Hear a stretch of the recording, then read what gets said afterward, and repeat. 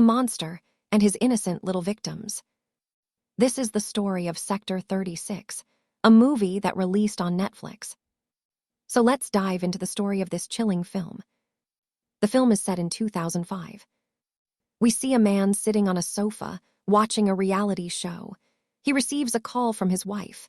The man is a caretaker of a bungalow, and his name is Prem. The bungalow belongs to Mr. Balbir Basai, who usually lives in Karnal and only visits occasionally. The rest of the time, Prem takes care of it. While talking to his wife, Prem goes up to his room on the terrace. There, we see large knives hanging on the wall. After ending the call, he walks into the bathroom, and to our shock, there lies the corpse of Aa's schoolgirl. It becomes clear that this man isn't normal. He kidnaps and murders children. Prem begins dismembering the child's body. The scene then shifts to a police officer named Inspector Ram Charan Pandey. He lives with his wife and daughter. Despite appearing like an ordinary cop, he is corrupt and takes bribes. His subordinates are named Pathak and Vishnu. In Pandey's jurisdiction, many children have gone missing. One day, a man comes to report his daughter missing. She didn't return home from school. But Pandey, being corrupt and careless, refuses to file a report, instead blaming the father for negligence. Later, some kids playing cricket lose their ball into a drain. When one of them, Ali, goes to fetch it, he finds a human hand in the drain. The police arrive, dismiss it as a monkey's hand, and calm the locals, even though the drain leads directly to Mr. Basai's bungalow, where Prem works. It becomes clear that Prem has been dumping the children's remains in the drain, and now he has chosen Ali as his next victim. He ties Ali up and coldly explains that children are worthless. No one cares if a poor child dies. Their parents will just have more. He plays games with Ali before finally killing him by smashing his head against a wall. We're then shown Prem's backstory. He was an orphan raised by his uncle, who was a butcher. His uncle abused him physically and sexually, and one day, young Prem killed him with a butcher's knife. From that trauma, Prem grew up into a psychopath, unable to distinguish right from wrong, repeating the same cruelty that was inflicted upon him. He now kidnaps poor children, abuses them, kills them, and chops up their bodies. All of this happens inside Mr. Basai's bungalow. We then shift to Karnal, Haryana, where we meet Mr. Balbir Basai during his granddaughter's birthday. His behavior immediately seems suspicious. He tries to force the little girl to dress up inappropriately, implying pedophilic intent. His wife's arrival saves the child. It becomes evident that Basai is a perverted, predatory man.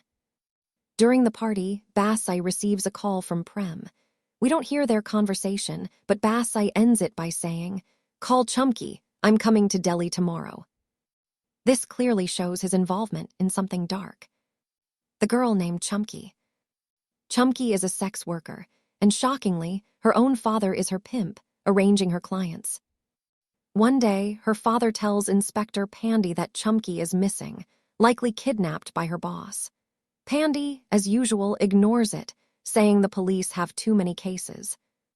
That evening, while Pandey's family attends a Ramlila event, Prem and his accomplice, a compounder, attempt to kidnap Pandey's daughter. Pandey spots them just in time and chases them, saving his daughter, but Prem escapes. This event changes Pandey's perspective. He now understands the pain of parents whose children never return. He vows to find Chumki. Meanwhile, Prem sends his wife a package containing CDs labeled evergreen songs. Soon, a rich businessman's son, Vihan, is kidnapped. The media and high-ranking police officials rush to solve that case, showing the class bias. Rich children get priority, poor ones don't. Pandey eventually suspects Basai's bungalow. During his visit, Basai shows off his high connections, including with DCP Rastogi, Pandey's superior, essentially warning Pandey to stay away. Chumki's father barges in and accuses Basai, but Pandey discovers that the father himself used to sell his daughter to Basai for 30,000 a month. Furious, Pandey beats him up but continues his search for Chumki. However, Rastogi orders Pandy to stop the investigation and later suspends him for defying orders, clearly protecting his friend, Basai. Despite suspension, Pandy continues investigating secretly. He and Pathak spy on Prem and discover that Prem's accomplice, the compounder named Ch. Hot Lal, was also present during the attempted kidnapping. Pandy captures and tortures Ch. Hot Lal, who confesses that he and Prem kidnapped children to sell their organs. Meanwhile, honest officer DCP Sakya replaces Rastogi. Pandy reports everything to him, but before they can use Ch. Hot Lal as a witness, contract killers sent by someone burn Ch. Hot Lal alive. Finally, Prem is arrested. During interrogation, he confesses everything: how he killed Chumki after she insulted him, then abused her corpse and buried her in the bungalow's garden. He admits to killing 24 children, eating some of them too, because he believed they had no value to society. No one cares if these poor kids die.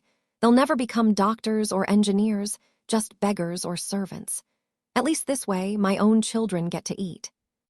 It's horrifying and gut-wrenching. The aftermath. The police dig up the garden. They find Chumki's skeleton and remains of many other children in the drain nearby. The public erupts in anger. Basai is arrested and sent to Tihar jail, but it's unclear whether he'll actually be convicted. Pandy, convinced that evidence lies on those CDs, travels to Prem's village and retrieves one labeled Evergreen Songs. He plays it. We don't see what's on it, but from Pandy's shocked expression, it's clearly video evidence of Basai's crimes. On his way back, Pandy hitches a ride, only to realize too late that the car belongs to the same contract killers hired to kill him. Later, his photo appears among missing posters, implying he's dead. The ending. Constable Vishnu later finds a parcel at his door. Inside is a CD labeled Or by Sada Bahar Taran.